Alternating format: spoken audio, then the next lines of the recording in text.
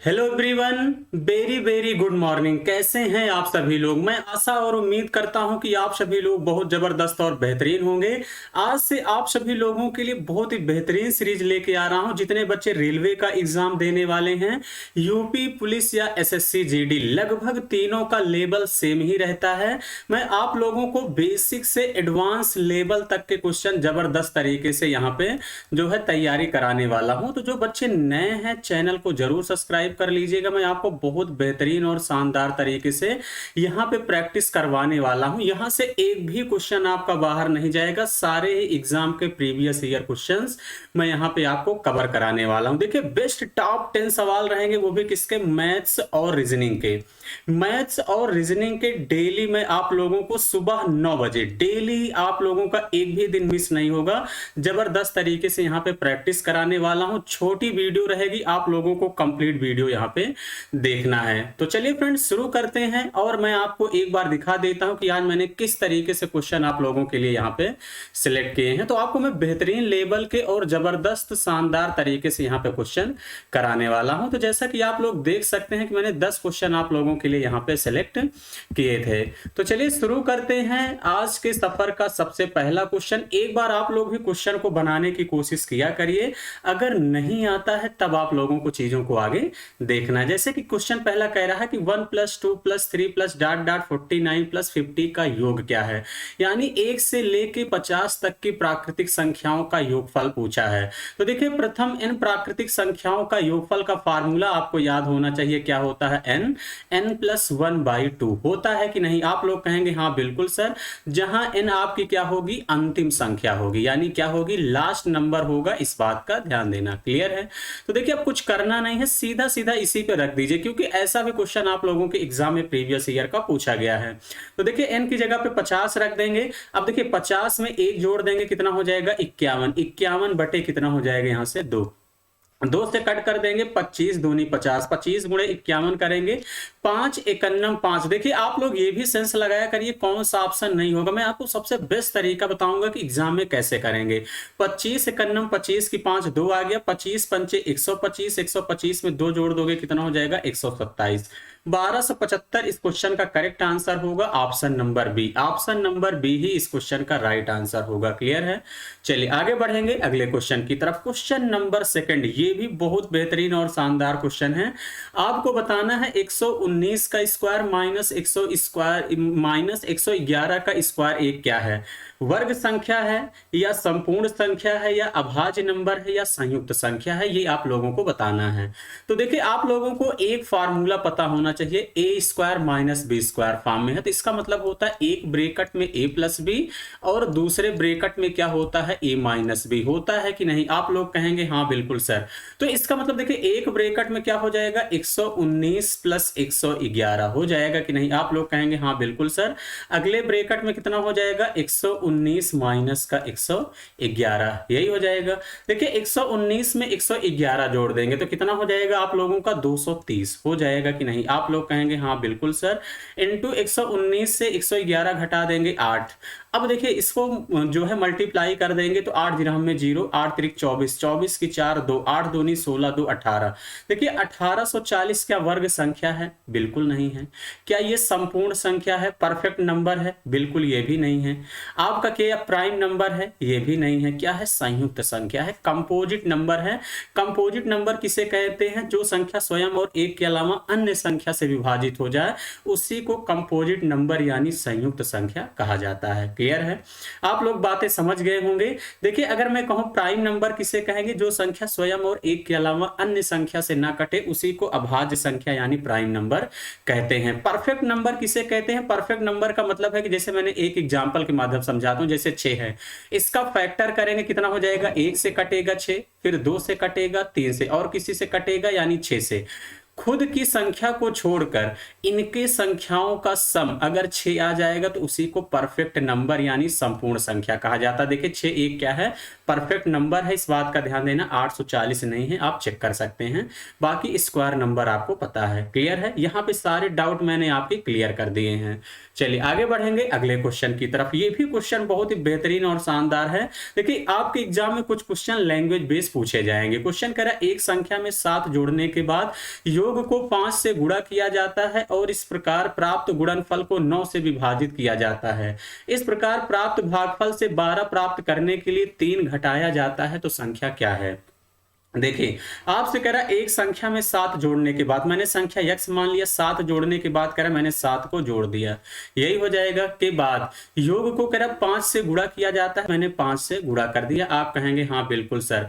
इस प्रकार प्राप्त गुणनफल, ये तो आपको गुणनफल प्राप्त हो गया, को 9 से विभाजित किया जाता, 9 से विभाजित किया जाता, तो मैंने 9 से विभाजित कर दिया, विभाजित किया जाता। इस प्रकार प्राप्त भागफल से 12 प्राप्त करने के लिए, यानी प्राप्त भागफल कितना हो जाएगा? 12। 12 प्राप्त करने के लिए 3 घटाया जाता है, तो माइनस का 3, यही कह रहा है। तो आप कहेंगे वह संख्या, देखिए -3 इधर ले जाएंगे तो यहां से हो जाएगा x + 7 × 5 अपान 9 इज इक्वल कितना हो जाएगा? देखिए -3 है, उधर चला जाएगा 15 हो जाएगा। 5 से काट देंगे तो 5 3 15, यानी x + 7 बराबर कितना हो जाएगा? 9 3 27, यही हो जाएगा। आप कहेंगे हाँ बिल्कुल सर।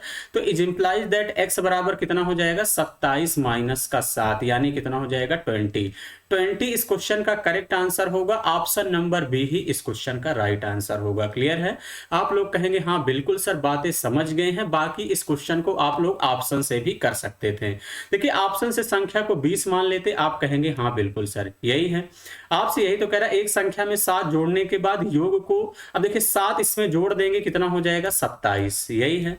फिर 5 से गुणा किया जाता है, तो इंटू 5 कर देंगे। इस प्रकार प्राप्त गुणनफल को कह रहा है 9 से विभाजित किया जाता है, यही कह रहा है। तो अब इससे कह रहा है कि अगर भागफल 12 चाहिए तो 3 घटाना भी है, -3।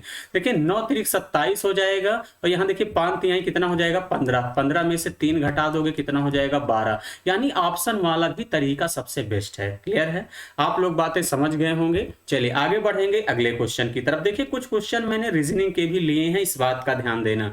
मैं आपको रीजनिंग के भी क्वेश्चन यहाँ पे प्रैक्टिस कराऊंगा। देखिए 13 का संबंध 196 से है, 17 का 324 से है, तो 16 का क्या होगा? एक बार आप लोग करने की कोशिश करिएगा।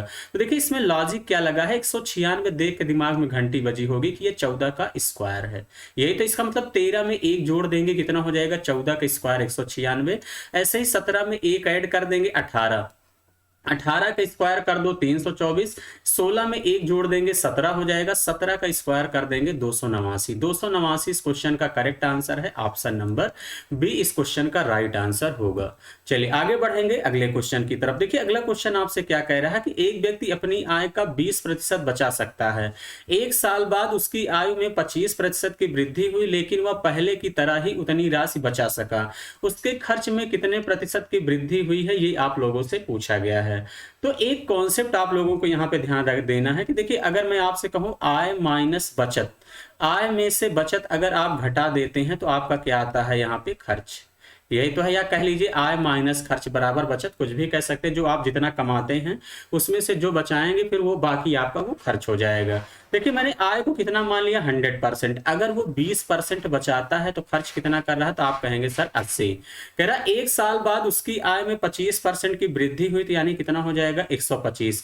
लेकिन कह रहा है वह पहली की तरह उतनी ही राशि बचा सका, यानी 20% पहले बचा रहा, अब भी 20 ही बचा रहा है। तो यानी इसका मतलब अब उसका खर्च कितना हो जाएगा? तो आप लोग कहेंगे सर 105।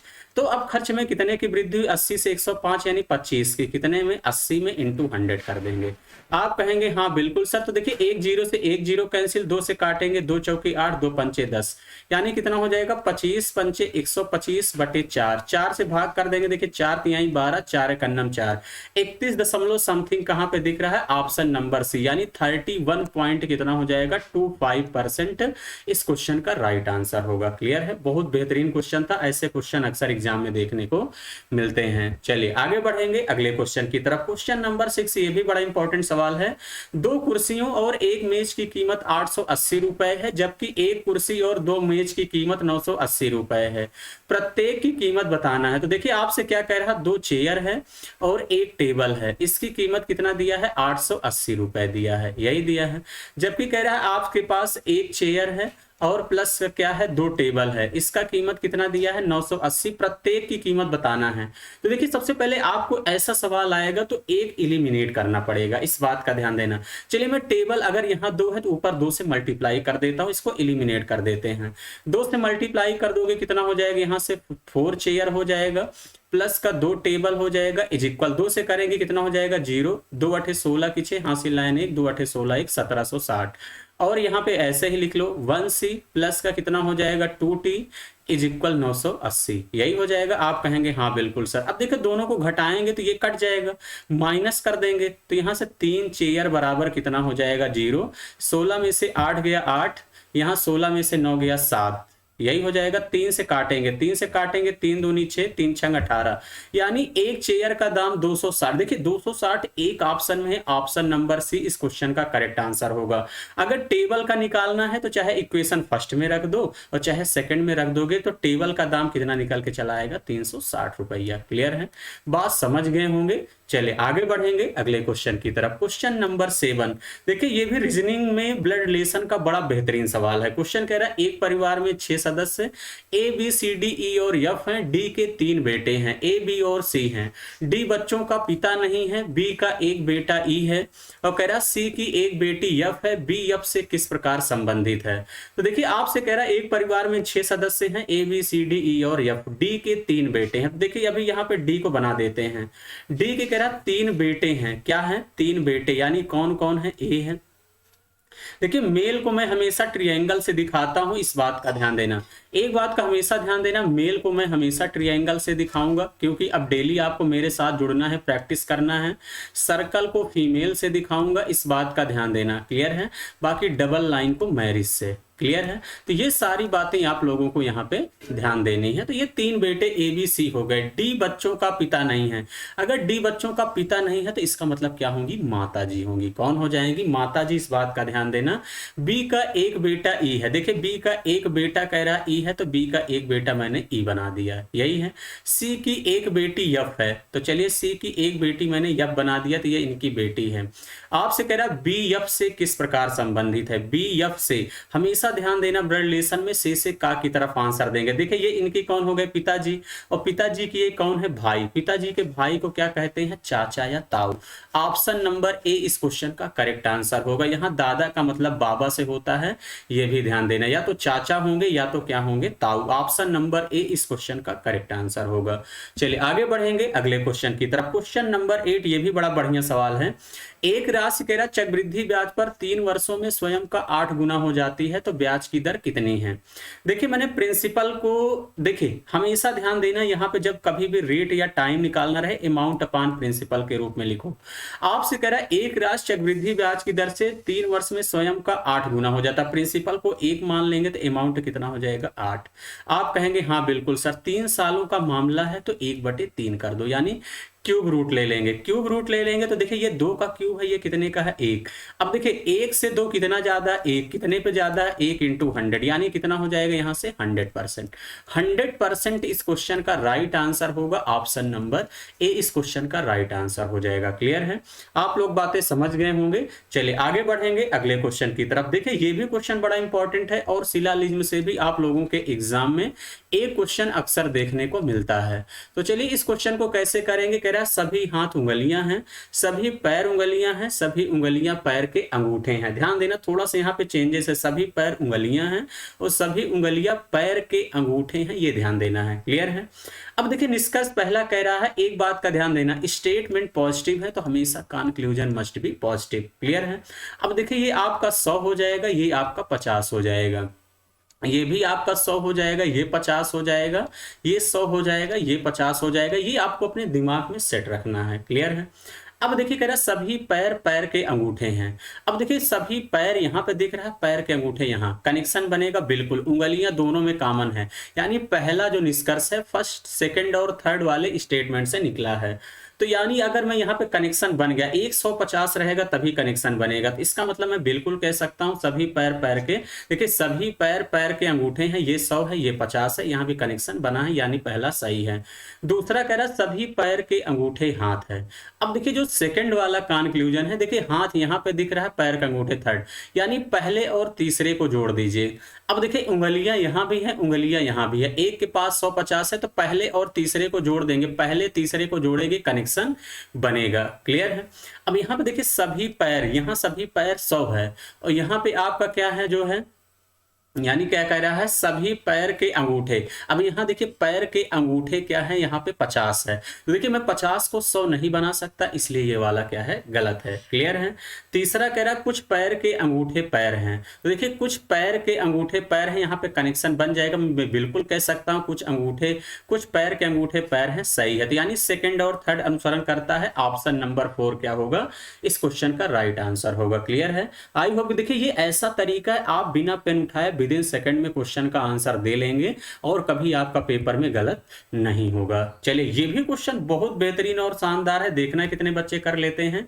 क्वेश्चन कह रहा है नूरी द्वारा खरीदे गए प्रत्येक 18 अंडों में से 3 अंडे सड़ जाते हैं, उसी दर से नूरी के पास कितने अच्छे अंडे होंगे यदि वह 690 अंडों को खरीदती है।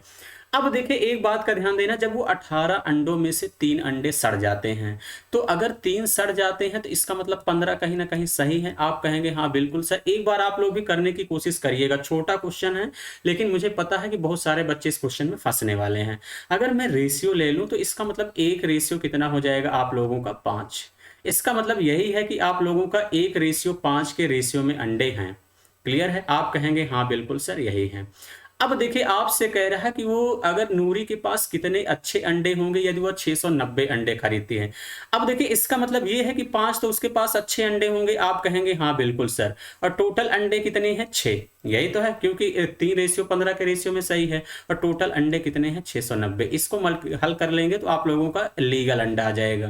देखिए 6 एकन्नम 6, 6 एकन्नम 6, 6 पंचे 30, 115 गुणे 5 कर दोगे, देखिए 100 पंचे 500 और 15 पचे 75, यानी 575 अंडे सही हैं, यानी ऑप्शन नंबर कौन सा हो जाएगा, सी इस क्वेश्चन का राइट आंसर होगा। क्लियर है। बड़ा बेहतरीन और शानदार क्वेश्चन था। तो चलिए फ्रेंड्स, जो बच्चे वीडियो को लाइक नहीं किए हैं लाइक जरूर कर दिया करिए। सेशन कैसा लगा कमेंट बॉक्स में कमेंट करके जरूर बताइएगा। जो बच्चे नए हैं चैनल को जरूर सब्सक्राइब कर लीजिएगा। मैं गारंटी करता हूं, इतना प्रैक्टिस कराने वाला हूं कि आप लोगों के एग्जाम में, तीनों ही एग्जाम में इससे बाहर क्वेश्चन नहीं जाने वाला है। तो चलिए जबरदस्त तरीके से पढ़ते रहिए। आज के लिए इतना ही। Thank you, all the best.